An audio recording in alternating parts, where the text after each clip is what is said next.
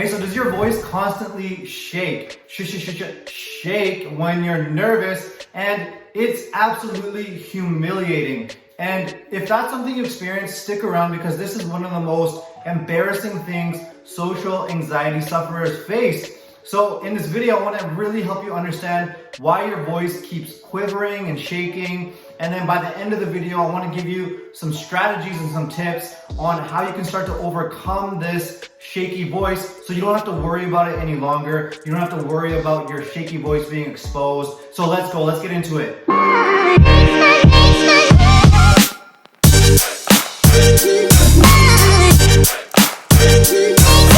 Now, before we begin, I want to give you the opportunity to download your free ebook.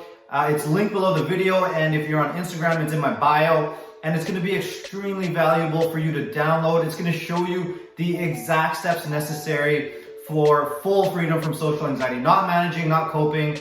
So I've laid it all out in the ebook, and it's there for you to download and read through, and it's going to give you the exact steps necessary for a full recovery. Now, the shaky voice is particularly disheartening. Okay, because when you have social anxiety, think about it. Not only do you have to suffer from this condition, it's debilitating. You're constantly anxious. You're walking around scanning for threats. You can't be at ease in a conversation. You're thinking of what to say and you're overanalyzing everything. And the most important thing though that you're doing is you're doing everything in your willpower to keep that to yourself, right? It's like the secret. It's like you go inside yourself and you want to keep this anxiousness from being exposed. But what happens when you get put on the spot to speak, right? Work environments, you can't keep that to yourself. Sometimes you have to speak in front of a group. You have to speak in front of people. Maybe somebody came up and talked to you out of nowhere. You couldn't control, you couldn't avoid people. They came up and talked to you and you had to speak on the spot. Life happens, right? And when that happens, your anxiety is completely exposed. People see how nervous you are. They see your shaky voice, or they hear your shaky voice and see your physiology. They just witness your suffering. And this was one of the most humiliating things that I used to experience with social anxiety, is this shaky, quivering voice. And because I didn't find the proper help, all the way until even in my 30s, I had this quivering, shaking, childlike voice, all right? And so I remember when I was still working corporate, as soon as I heard there was a group meeting, I would start freaking out inside. I would start panicking, right? My heart rate's going up. I'm thinking worst case scenarios. Am I gonna have to speak? Am I gonna be put on the spot? What am I gonna say? How's it gonna go? And so I remember the main key to set off my panic though in those meetings was, let's go around the room and introduce ourselves. That was the most potent trigger for me when I had social anxiety. Let's go around the room, tell us a bit about what you do for the company, and introduce yourself to the group. As soon as they said that, my heart felt like it was gonna beat out of its chest. Like just insanely rapid heart rate. I felt like I couldn't breathe, and it was almost felt like I left my body. It was almost like I was depersonalized at that point because it was just the feelings and the terror was too intense to stay in my body. And then while I was thinking of how it was gonna go, right? I'm already in the future freaking out, thinking of worst case scenarios. It would already be my turn to be the person next to me introducing themselves, and I knew I was next. And then what do you know? When it's my turn, my voice would shake.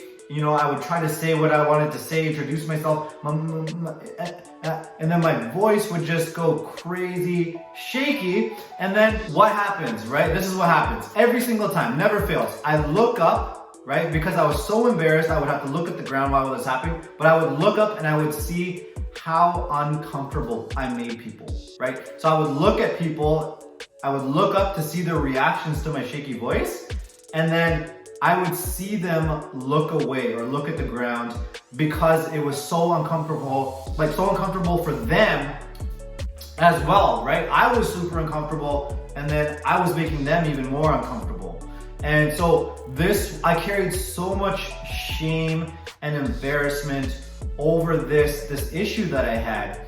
And it was like the most, one of the most humiliating experiences that I would ever have when it came to my social anxiety, right? Because then I would walk away from that situation hanging my head. What's wrong with me? I'm such a weirdo. I'm never gonna fix this. I can't find the proper help. All of these thoughts, like I'm doomed for life. These were the thoughts that were running through my head. This is the shame and embarrassment and the guilt that I was carrying as a result of these situations where I would be put on the spot to speak. And the worst part is I was in my 30s then, right? So I'm in my 30s and I'm thinking to myself, I think this is a wrap for having any sort of a career that I want.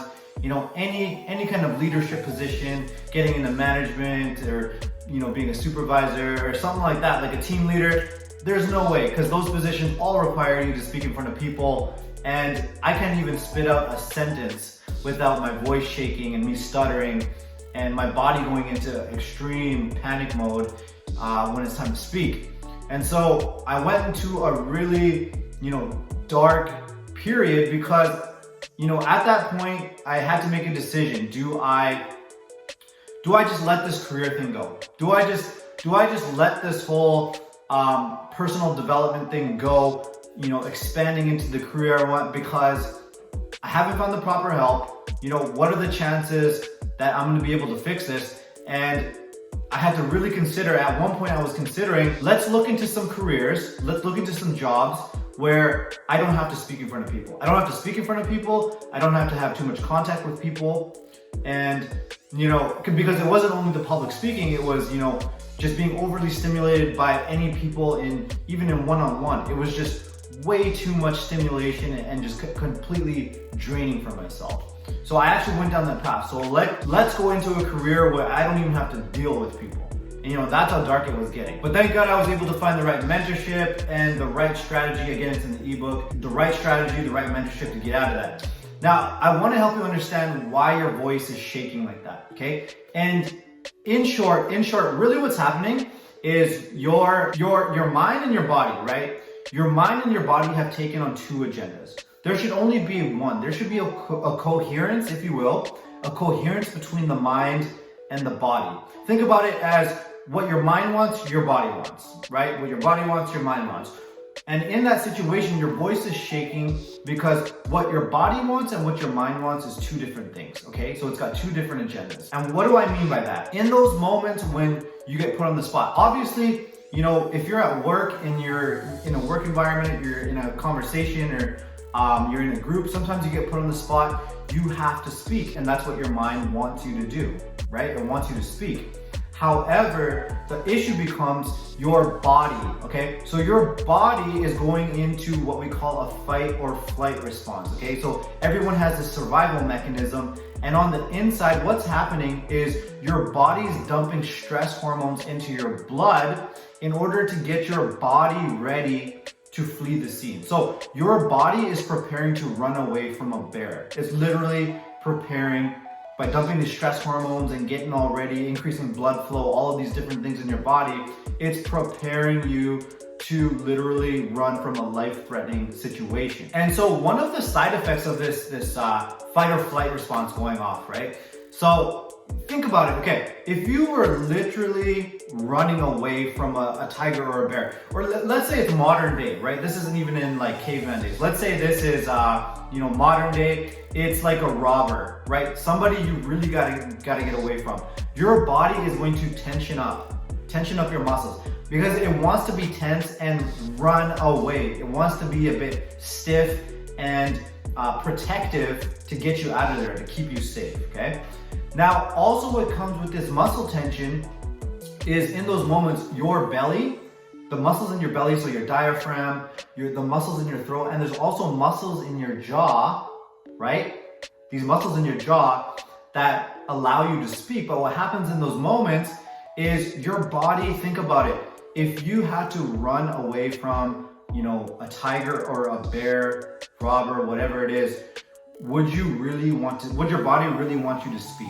If your body was doing its absolute best job to protect you, would you want the muscles that allow you to speak, right? Your speaking muscles, would you want them to enable you to speak in those moments? And the answer is no. Your body is gonna get you out of there in the most efficient way, in the most effective way possible. How does it do that? It shuts down everything to prepare you for the sole purpose of fleeing or flighting that scene. Which is why acceptance becomes a very big thing here, because you have to accept the fact that your body is trying to do something good for you, right? It is trying to protect you in the best way it knows. If for all your body cares is concerned about, for all it knows, if you took the time to speak in those situations, to speak to the tiger or the bear, to speak to the robber, you would be dead, or you would be in grave danger, okay? So your body does not give a shit about you speaking in those situations. However, it's real life and your body, sorry, not real life, but it's modern life, right? You're in the office or you're in conversations with people,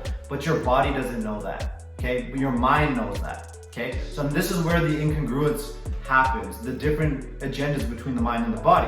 Now there's a few keys here to overcome this shaky voice, right? The stuttering or this quavering voice that you're facing. So you don't have to be paranoid about, speaking to people and having conversations with people because of this paranoia or this fear that your voice is gonna shake, okay? Now we talked about the one aspect, the acceptance, right? So acceptance and awareness that's what's happening in your body. Your body's literally preparing you for fight or flight, for survival.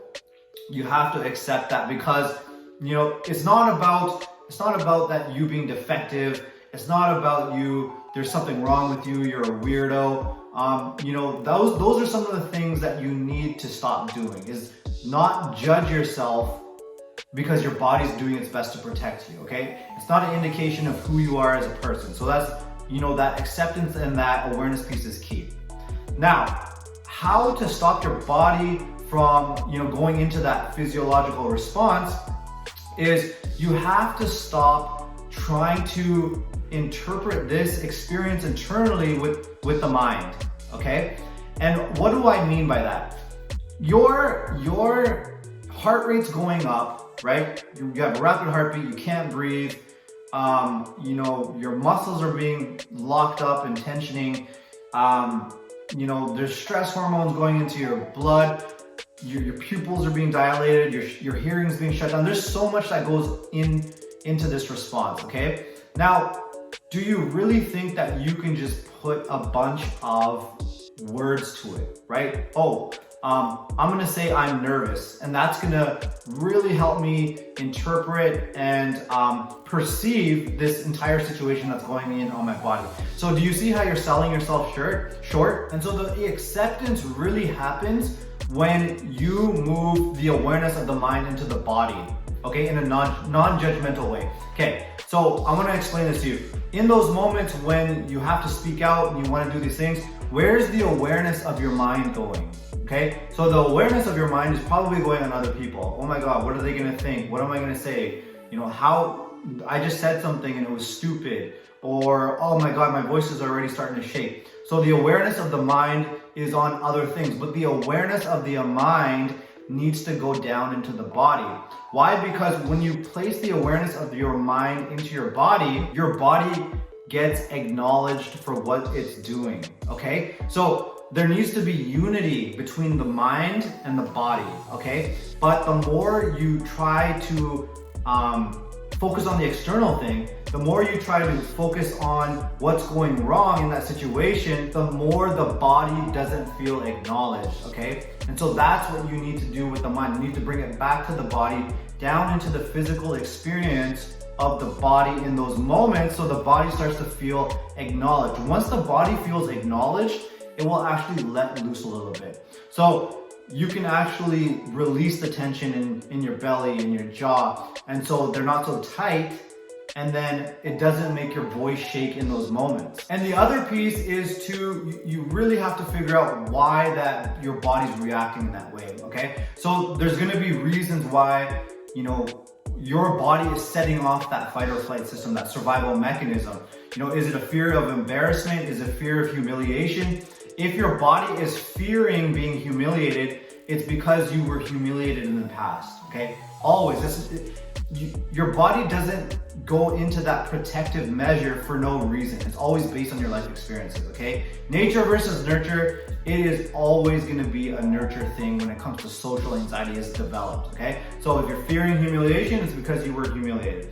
If you're fearing judgment, you're being feared, evaluated negatively, it's because those things happened in the past and you haven't processed out those old residual feelings, okay? And so this is just a short video. You know, I can't solve all of it, but I do sincerely hope that it does get you started on that journey of acceptance and awareness of what's happening, why your voice is shaking, and then how to start overcoming that issue once and for all, okay? And so if you want to learn more, I would love to connect with you on Instagram. I post daily content, inspiration, tips, you know, just a ton of value on there to move you on towards closer to that path towards full freedom from social anxiety. So you'll find a ton of value on my Instagram profile. Also, there's a free Facebook group below the video. So if you want to connect in a Facebook group that's dedicated to social anxiety, you know, you can come in there, you can ask me questions, and you can get support from the group as well in the Facebook group. So that's another option. So thanks for watching, and I'll see you in the next video. All right, peace out.